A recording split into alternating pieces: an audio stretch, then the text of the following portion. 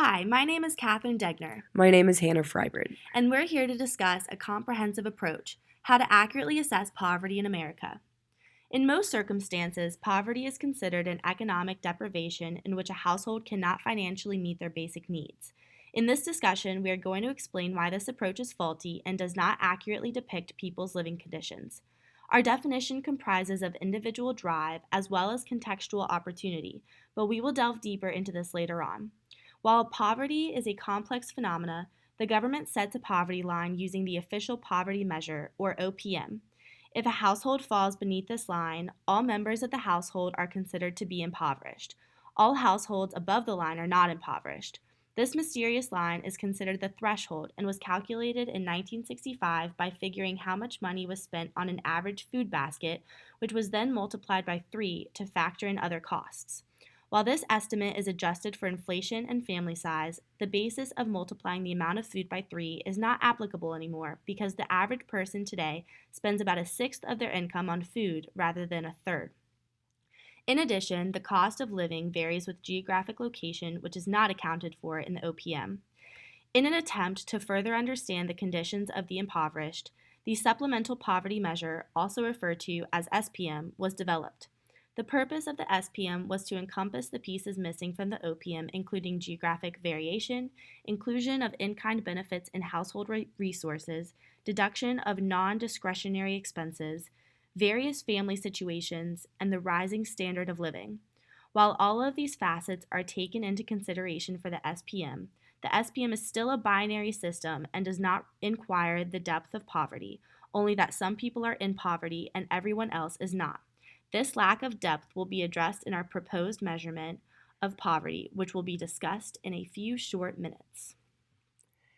An additional form of measuring poverty via materialism was suggested by Robert Rector and Rachel Sheffield in 2011. By analyzing America's consumer habit, Rector displayed that America's poor owns more materialistic items than many Americans assume. While he introduces a valid point, he does not consider circumstances other than the owning of certain items. Some items mentioned include air conditioning, refrigerators, washing and drying machines, and a cordless phone. While many might not consider these kinds of appliances to be necessary, social constructs must be taken into consideration. For example, most employers require phones or technology of the like to accomplish tasks, which indicates that these items are required to hold a decent job. Thus, this quantitative measurement neglects many major facets of impoverished individuals and non-impoverished individuals alike, including actual income, the quality of items, when the items are acquired, and if the items were even usable. Due to the many limitations of Rector's assessment, it is not a feasible approach to poverty. Before we suggest an alternative measurement of poverty, we must propose our definition of poverty and explain to you why it's more comprehensive and humanizing than the common perception, which essentially involves lack of economic means. A definition should never be confined by the means of measurement, which is preached by Amartya Sen, a world-renowned economist known especially for development economics. With this in mind, we believe the achievement of combined capabilities is essential for a quality life. Poverty can be defined through the lens of capability because capabilities refer to the real opportunities for a person to be or do something. Amartya Sen, one of the central contributors to the capabilities approach, describes them as a person's ability to do valuable acts or reach valuable state of being. These capacities are composed of individual building blocks called functionings, the doings and beings of everyday actions. Capabilities are an adept mean of viewing poverty because it does not seek out a numerical value of income to stamp people as poor. Instead, it looks to whether or not a person is living a dignified life. In other words, how they are actually doing. This approach is advantageous in that it looks not just to assess a broad population's wellness, but zooms in on the more individual. In her argument on capabilities, Martha Nussbaum applies a more dignified technique for helping the poor by advocating the freedom of choice for each individual. It is the society's responsibility to provide these opportunities, what Sin refers to as substantial freedoms, and it is the individual's choice whether or not to partake. The overarching development is not the final functionings of an individual, it is whether that individual had the opportunity to realize their functionings of choice.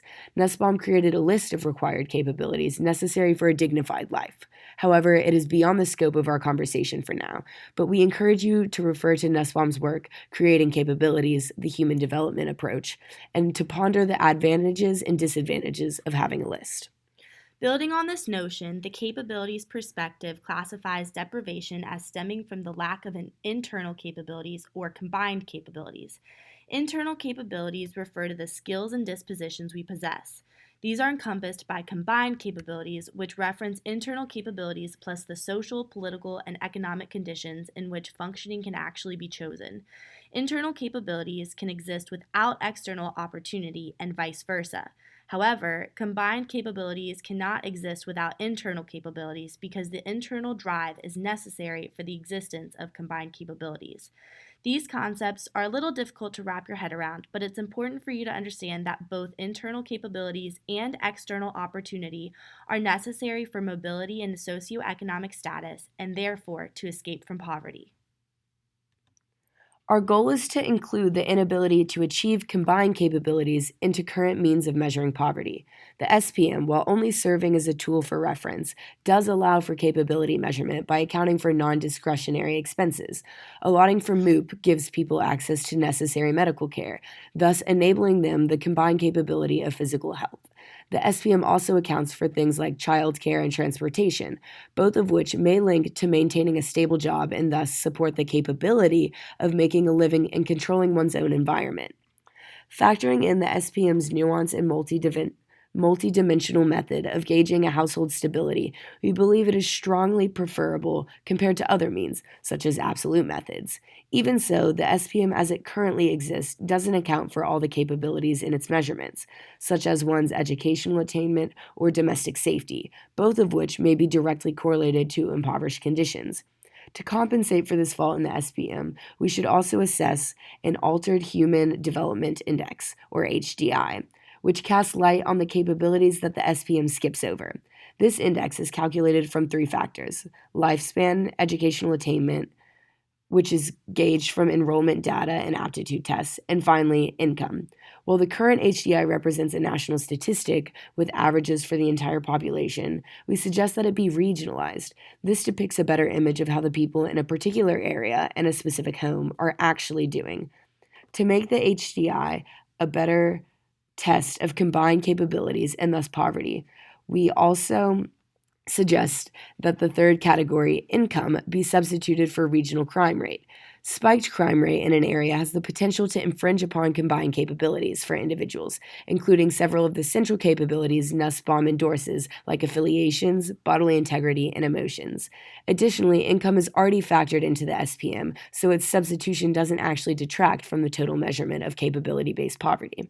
The merging of these two spheres creates a more holistic and accurate representation of a household situation than the current means of measurement.